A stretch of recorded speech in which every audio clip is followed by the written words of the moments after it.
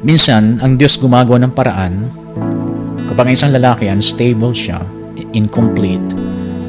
Minsan, ang Diyos gumagawa ng paraan para may ilapit siyang tao sa'yo to help you to become you.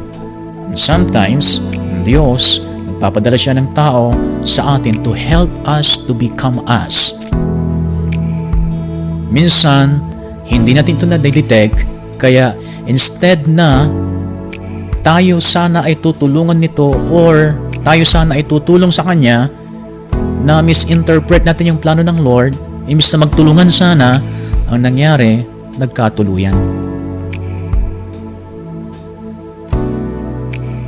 Maraming ganon.